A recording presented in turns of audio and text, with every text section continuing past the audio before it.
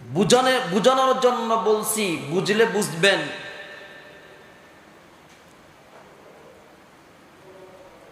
আমাদের সমাজের মধ্যে একটা খাবার আছে, নাম হলো কাচ্চি বলেন বা বিরিয়ানি বলেন, কথা বলেন, আছে না নাই? হ্যাঁ, কাচ্চি, বিরিয়ানি। এই কাচ্চি ছোট্ট একটা নাম, শুধু এই নামটা খেলেই কি চলবে? এটা যদি খেতে চায় তাহলে এটা রান্না করতে কত জিনিস, কত আইটেমের জিনিস লাগে বলেন তো আপনারা? হ্যাঁ, বাবুর্চিদের কাছে গেলে কাচ্চির একটা লিস্টি নিতে গেলে একেবারে এত বড় একটা লিস্টি দেয়, এখানে প্রায় সিরিয়াল প্রায় 70-80টা আছে না নাই? কথা বলেন না কেন? বাবুর্চিদের এই যে লিস্টি, কাচ্চির লিস্টির মধ্যে গেলে প্রায় 70-80টা জিনিসের নাম আছে না নাই? তাহলে এই যে এতগুলো জিনিসের নাম এখানে আছে, এই সবগুলো জিনিসগুলো দেওয়া হয়, দিয়ে রান্না করে সুন্দর করে সামনে আনার পরে এটার নাম হয় কাচ্চি। কথা বলেন না কেন? আদা লাগবে, রসুন লাগবে, পেঁয়াজ লাগবে, মশলা, এই বাদাম ওই বাদাম, কাজু বাদাম, কাঠবাদাম, আরো কত বাদাম, বাদামই 8-10 পদের। কি সত্য বললাম নাকি মিথ্যা বললাম বলেন? বিরিয়ানি, এটার লিস্টও বড়, অনেকগুলো জিনিস এর আইটেম দিয়ে রান্না করে সামনে আনলে এরপরে এটা বিরিয়ানি হয়। কথা বলে ঠিক কিনা? তাহলে এটাই বুঝাইতে চাচ্ছি, শব্দ ছোট কাচ্চি, কিন্তু অনেকগুলো আইটেম দিয়ে রান্না করার পরে কাচ্চি হয়। কথা বলে ঠিক কিনা? বিরিয়ানি অনেকগুলো আইটেম দিয়ে, জিনিস ময় মশলা দিয়ে রান্না করলে এটা কি হয়? বিরিয়ানি হয়। চা ছোট একটা শব্দ, কিন্তু এর ভিতরে চিনি দিতে হবে, পাতি দিতে হবে, পানি দিতে হবে, এই কয়েকটা পদ দেওয়ার পরে এরপরে এটার নাম হয় কি? চা। ঈমান একটা শব্দ, ঈমান কি? কথা বলেন না কেন? একটা শব্দ, ছোট্ট একটা শব্দ, কিন্তু এটার বিশালতা অনেক অনেক ব্যাপক, বিশাল। সেই ঈমান যে আমরা এনেছি, কিন্তু আমরা তো আর নিচের কোনো খবরই নাই আমাদের। সেই জন্য নবী হাদিসের মধ্যে আলোচনা করেছেন, ঈমান এর ৭৭টা শাখা রয়েছে। কয়টা? কথা বলেন। ৭৭টা জিনিসের সমন্বয় হলো ঈমান। সুবহানাল্লাহ বললেন। কয়টা? ৭৭টা জিনিসের সমন্বয় কি? ওই যে বিরিয়ানি, কাচ্চি, যেমন 50-60টা আইটেম দিয়ে রান্না করার পরে এটা কাচ্চি হয়, যেইভাবে 50-60টা আইটেম দিয়ে ময় মশলা সবকিছু দিয়ে রান্না করার পরে এটা বিরিয়ানি হয়, যেইভাবে 30-35টা আইটেম দিয়ে রান্না করলে পোলাও হয়, যেরকম ভাবে কয়েকটা আইটেম দেওয়ার পরে চা হয়। আল্লাহর নবী বলেন, ঈমান তো ওটাকেই ঈমান বলা হয়েছে যার ৭৭টা শাখা রয়েছে। এই ৭৭টা শাখার সমন্বয়ে যেই শব্দ, সেটার নাম হলো ঈমান। সেটার নাম কি? সবাই বলেন। সেই জন্য নবী হাদিসের মধ্যে বলেছেন, ঈমানের ৭৭টা শাখা, ১ নাম্বার হলো লা ইলাহা ইল্লাল্লাহ, আর ৭৭ নাম্বার শাখার নাম হলো রাস্তা থেকে, পথ থেকে কষ্টদায়ক জিনিস সরিয়ে দেওয়ার নাম।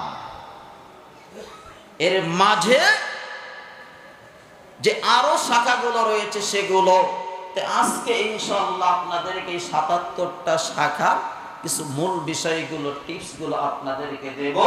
আমার আল্লাহ যেন আমাদের সবাইকে বোঝার তৌফিক দান করেন। সবাই বলি আমিন। তো ইনশাআল্লাহ আমরা কি সবাই মানতে রাজি আছি? ইনশাআল্লাহ রাজি আছি তো ইনশাআল্লাহ। দরজে কুলাবে তো ইনশাল্লাহ? হ্যাঁ, দরজে কুলাবে তো ইনশাল্লাহ? তে আসুক। ওরকম বিস্তারিত বলতে গেলে আমার হায়াত ফুরায় যাবে, তবে আপনাদের জন্য একটা প্রেসক্রিপশন নিয়ে আসছে আর কি, হাতে হাতে দিয়ে দেবো, অত কঠিন হবে না। কথা বলেন ঠিক কিনা? হ্যাঁ, তে আসুক। তাহলে ইমানের প্রথম নাম্বার শাখার নাম কি? সবাই বলে লা ইলাহা ইল্লাল্লাহ।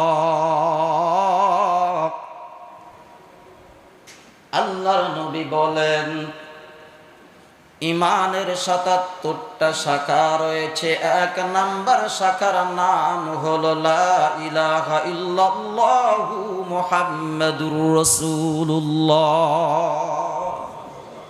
এক নাম্বার শাখার নাম হলো লা ইলাহা ইল্লাল্লাহ, আল্লাহ ছাড়া কোনো মাবুদ নাই, ইলাহ নাই। কথা বলেন ঠিক কি? সে আল্লাহ ছাড়া কোনো ইলাহ নাই, এই স্লোগান কি শুধু আমার আপনারা নবী দিয়েছে? কথা বলেন না কেন? শুধু আমার আপনার নবী দিয়েছে? কথা বলেন না কেন? জবান একটা আওয়াজ দিয়ে বলেন, শুধু আমার নবী দিয়েছে? আদম আলাইহিস সালাতু ওয়াস সালাম এই স্লোগান দিয়েছেন লা ইলাহা ইল্লাল্লাহ। আদম সফিউল্লাহ।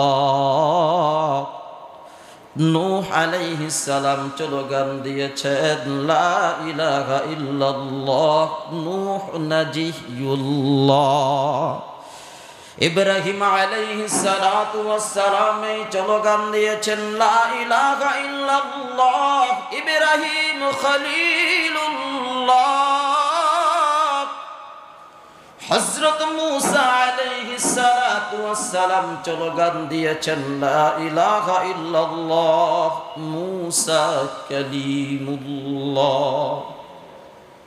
ঈসা আলাইহিস সালাতু ওয়াস সালাম স্লোগান দিয়েছেন লা ইলাহা ইল্লাল্লাহ। ঈসা রূহুল্লাহ। আমার আপনার নবী স্লোগান দিয়েছেন লা ইলাহা ইল্লাল্লাহ মুহাম্মাদুর রাসূলুল্লাহ সাল্লাল্লাহু। সেই জন্য মুসলমান দুনিয়ার জমিনে আমার আল্লাহ যত নবী রাসূলদেরকে দুনিয়ার জমিনে পাঠিয়েছেন, সমস্ত নবী রাসূল এই স্লোগান দিয়েছেন। ১,২৪,০০০ মতান্তরে ২,২৪,০০০ পয়গম্বর আলাইহিস সালাতু ওয়াস সালাম এই স্লোগান দিয়েছেন লা ইলাহা ইল্লাল্লাহ। আসমান জমিন এই স্লোগান দিয়েছেন লা ইলাহা ইল্লাল্লাহ। পাহাড় পর্বত নদী নালা খাল বিল এই স্লোগান দিয়েছেন লা ইলাহা ইল্লাল্লাহ। সবাই বলেন লা ইলাহা ইল্লাল্লাহ। সমস্ত মাখলুকাত এই স্লোগান দিয়েছেন লা ইলাহা ইল্লাল্লাহ। আমরাও স্লোগান দিয়েছি লা ইলাহা ইল্লাল্লাহ। ওয়া ইলাহুকুম ইলাহুন ওয়াহিদ লা ইলাহা ইল্লাল্লাহ। সেই জন্য মুসলমান ইমান হলো একটা মাত্র ছোট্ট একটা শব্দ, যেই শব্দটার পূর্ণাঙ্গ শাখা হলো ৭৭টা। এই ৭৭টা শাখা যখন কোন মুসলমান পরিপূর্ণ করবে, কাজে কর্মে বাস্তবায়ন করবে, এটার নাম হলো ঈমান। যারাই বাস্তবায়ন করবে কাজে কর্মে, এরাই হলো সফল মুসলমান। সেই জন্য আমার আল্লাহ কোরআনের মধ্যে আলোচনা করেছেন, বান্দা ইয়া আইয়ুহাল্লাযীনা আমানু তাকুল্লাহা হাক্কা তুকাতিহি ওয়া লা তামুতুন্না ইল্লা ওয়া আনতুম মুসলিমুন। বান্দা তুমি ঈমানের পূর্ণতা সাক্ষ্য দিয়ে তুমি আমি আল্লাহর গোলামি আর দাসত্বর পূর্ণতা বজায় রেখে পূর্ণাঙ্গভাবে আদায় করে তুমি আমার সাথে মোলাকাত করবে। সুবহানাল্লাহ। ইনশাআল্লাহ আমরা কি শাখাগুলো শিখতে চাই কি চাই না? সবাই চাইতো ইনশাআল্লাহ। আল্লাহ যেন আমাদের সবাইকে শেখার তৌফিক দান করেন, সবাই বলি আমিন। তাই আসুন, আমি শুধুমাত্র আপনাদেরকে বলে যাব, আপনাদের সামনে ইনশাআল্লাহ এগুলো আপনারা নামাজের পরে ছাত্ররা মসজিদের ঘেটে দিবে, আপনারা তাদের কাছ থেকে নিয়ে যাবেন। আমি শুধু এখানে পয়েন্টগুলো বলে যাব। ৭৭টা ইমানের শাখা রয়েছে। ইমাম বাইহাকি রহমাতুল্লাহি আলাইহি তার হাদিসের কিতাব বাইহাকি শরীফের মধ্যে শুআবুল ঈমানের মধ্যে বিস্তারিতভাবে এই শাখাগুলো আলোচনা করেছেন।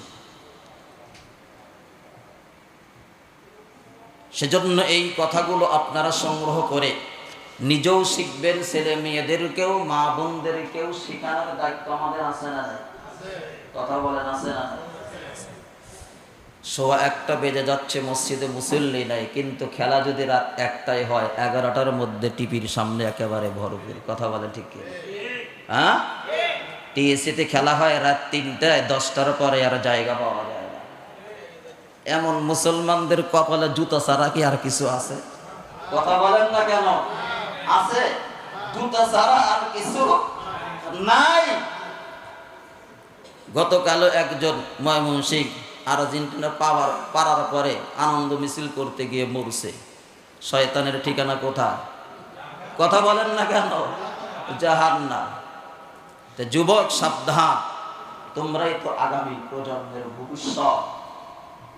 এই প্রজন্ম যদি খারাপ হয়ে যায় তাহলে পরের প্রজন্ম কেমন হবে বলেন?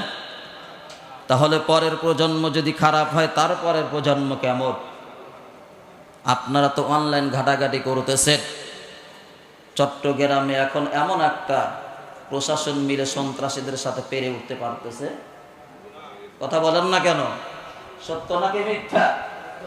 এত প্রশাসন, এরপরেও পেরে উঠতে পারতেছে না। পারবে কেমনে? প্রশাসনই এর সাথে জড়িত, রাষ্ট্রের ব্যক্তিরাই জড়িত। কথা বলেন না কেন? রাষ্ট্রের ব্যক্তিরাই কি জড়িত? কারণ প্রতিটি থানার ভিতরে অপরাধী যারা, তাদের লিস্ট থাকে, ছবি থাকে। কথা বলেন না কেন? আপনি খিলগাঁও থানায় যান, সবুজবাগ থানায় যান, আমি কয়েকবারে গেছি, লিস্টগুলো দেখছি, যেদেরকে চিনি কিনা এরকম। এরপরে পারে না কেন? কারণ প্রশাসনও জড়িত, রাষ্ট্রও জড়িত। কথা বলেন না কেন? ২ না ৩ দিন আগেও আপনারা দেখেছেন স্বরাষ্ট্র মন্ত্রণালয় এরকম লঘু লাগায়া মেয়েরা এরকম কারবার পাচার করতেছে, দেখেন নাই? এবার ট্যাবলেট পাচার করতেছে, অথচ লঘু কোথাকার? কথা বলেন না কেন? স্বরাষ্ট্র মন্ত্রণালয়। সেজন্য সংসদের মধ্যে এক এমপিও তো বলেছিল বাংলাদেশের সবচেয়ে বড় কারবার চট্টগ্রাম দিয়ে স্বরাষ্ট্রমন্ত্রীর আশেপাশ দিয়ে পাচার হয়। কি বলে নাই? এটাই বুঝাইতে চাচ্ছি ভাইরা আমার, এই প্রজন্ম যদি খারাপ হয় তাহলে পরের প্রজন্ম কেমন হবে? কথা বলেন না কেন? এইটাই যুবক তোমাদের হাতে ধরে পায়ে ধরে বলে যাচ্ছি, আমরা সংশোধন হয়ে যাই। যদি সংশোধন না হই তাহলে আমারও তো সন্তান আসবে, তাহলে তোমার সন্তানটা কেমন হবে? আমি যদি বিড়িখোর হই আমার সন্তান তো গাঁজাখোর হবেই, আর ওই সন্তান যদি গাঁজাখোর হয় তার সন্তান তো অ্যাবাখোর হবেই। কথা বলেন না কেন? বিষয়টা এরকমই নাকি? তাই আসুন, আল্লাহ তাআলা যেন আমাদের প্রজন্ম সহ আমাদের সবাইকে আল্লাহ তাআলা সহি বুঝ দান করেন, আমিন। তো ঈমানের শাখা কয়টা? সবাই বলে ৭৭টি শাখা। ১ নাম্বার, আল্লাহর উপরে পূর্ণাঙ্গ বিশ্বাস রাখা। ১ নম্বরে কি? আল্লাহর উপরে পূর্ণাঙ্গ বিশ্বাস রাখা। নাম্বার ২, আল্লাহ ছাড়া অন্য সব কিছুই তারই সৃষ্টি। কার সৃষ্টি? আল্লাহ ব্যতীত যা কিছু আছে সব কার সৃষ্টি? সবাই বলে কার সৃষ্টি? আমি কার সৃষ্টি? আমার চক্ষু কে দিয়েছে? হাত কে দিয়েছে? পা কে দিয়েছে? আসমান জমিন কে সৃষ্টি করেছে? পাহাড় পর্বত কে সৃষ্টি করেছে? আল্লাহ ব্যতীত যা কিছু আছে সব কিছু কার সৃষ্টি? আল্লাহরই সৃষ্টি। নাম্বার ৩, ফেরেশতা গণের প্রতি কি রাখা?